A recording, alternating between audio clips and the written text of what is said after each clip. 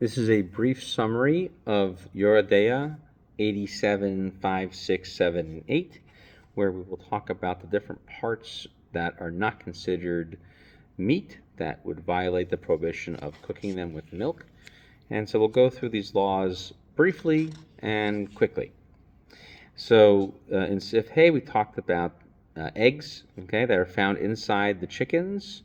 And so these eggs were left over and found after they were shechted. So if they're completely finished, so they have a yolk, they have the white, okay, and that's what you find them. Those can be cooked together with milk, okay. Um, and also they need to have their outer shell on them. Okay, so when you find those together and they have the shell on it, that's fine. Now the question is, what kind of shell? So the shach brings down that it can be the soft shell. Okay, um, so that's one opinion. However, we bring down that the custom is to be more strict and to only cook them with milk if the outer hard shell has been finished. If they're anything less than that, then they're going to require you to salt them before even consuming them, because you should treat them like meat. Okay, like the meat of the chicken, not meat like from cattle. Okay, and so you should salt them. So, and you should salt them separately from when you salt the rest of the chicken. So you should remove them, salt them separately on a perforated utensil, and only eat the eggs with milk if they have actually had a full outer white shell. Okay, that's what we learned in that simon. So from Seif Vav, we learned that smoking, which is you take meat and you heat it up with some milk that's on top of it over hot smoke. Okay, so one of those ways could be that you have the two of them like right next to each other, like it's you are heating up one with the other, or you soak the meat in milk and then hung it over hot smoke. Okay, so those are things that are possible. Or if you took basar b'chalav, you took your cheese and beef and you stuck them into hot springs, like the hot springs of Tiberias. Okay. Okay, so we were talking about if this is a Torah prohibition or a rabbinic prohibition. So we're not sure, and so therefore you should stay away from it. Okay, obviously, and not be lenient on it. Okay. However, if it did happen, you could lean it and sell it. So we learned that certain types of milk products, like the mei chalav, which is the remains of the whey. Okay, so you have the whey, right, which is then cooked, and you separate out the protein and the curds from that. Okay. Also, you have milk left over in a slaughtered kosher slaughtered cow, or the milk that's produced by a male. Those are also only rabbinic prohibitions of basar b'chalav. Okay, so you shouldn't make them, but if you did make that together, you could sell them. Okay, so we saw that there was a little bit of leniency here by Rashi, and Tosfos held that the whey was the mei chalav in the Gemara, but we said that we passing like the Rosh, that it's exactly like we said, which is that it has to be the cooked stuff that comes out later. Okay, so everyone paskins like that Rosh, and so that's what the statement says. Okay, we also learned that cooking blood in milk, this is the animal blood, by the way, is not a Torah prohibition. Okay, so that's what we say is a problem.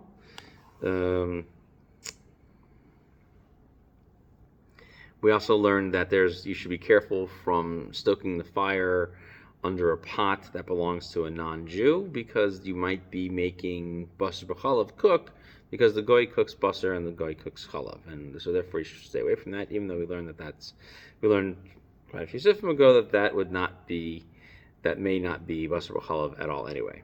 Okay? You shouldn't take hot water from washing your meat dishes and washing your dairy dishes and mix them together. Okay? When the water will stay hot. And if you do mix them, the water technically should be prohibited. And some people don't like it even when it's fully cooled off. So just don't mix. If you have water left over from, let's say, washing your dishes, just dump it out, or use one without the other, and don't use them, and don't mix them together when they're hot, and especially if they're cold. However, if they were dumped into a kli sheni, that seems like there would be people who could be lenient. But again, since the minhag is, some people bring on the minhag that even mix them cold, there may be good reason to stay away from it. Or if you just need to get rid of them, you can rely on the fact they were in a kli sheni. Okay, meaning that you wash the dishes in a dish pan instead of just washing them in a pot that heated up the water directly on the fire. And we also talk about making shampoo, or you have to have a head scrub from the ash that's left underneath the stove, because sometimes the meat and the milk drop in there, and then you're mixing them together. So don't do that. But again, we learned that these are just chumras. Okay, that was the end of Sif Vav. Sif Zayin. We talked about the shalil, which is the uterus itself, and we also talked about the shalia. So we say that the shalil, the uterus, since it's part of the animal, that's included in the prohibition of l'tfashel gedi. However, the shalia, okay, which is the sort of the placenta and the uterine stuff that comes out with the baby, those things are gross and therefore not considered meat that would be permitted to be, that people would want to eat, and therefore there's no Torah prohibition, only a rabbinic prohibition. The skin and the tendons and the bones and the hooves and the corns, okay, those are all prohibited for cooking and eating them rabbinically. And everyone agrees that if you did accidentally cook them, it's permitted to be sold to a non-Jew. There is a question about if those are soft and if the certain other parts of the animal that are soft, so we should treat them as if they might be meat, with the exception of soft tendons, including soft tendons, with the exception of soft bones, unless they're something like cartilage, they're only going to be a prohibition rabbinically. So you shouldn't be cooking those things together. However, as we learned in the previous class on these sifim, one could make gelatin that is permitted to be mixed with milk if you're using skin or you're using the hard bone to extract collagen from kosher animals, kosher species, but not from treif ones or nevela ones.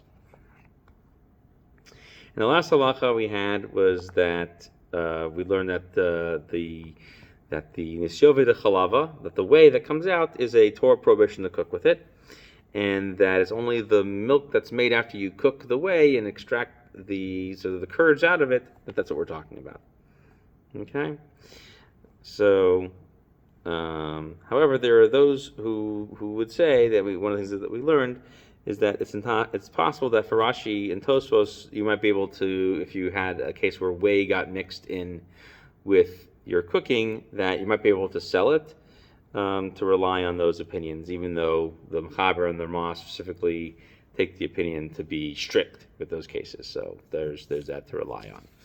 And so thank you for following along with this quick summary of halachos. Hope you can learn more in our next series of in-depth halacha dives in Basar B'chalav.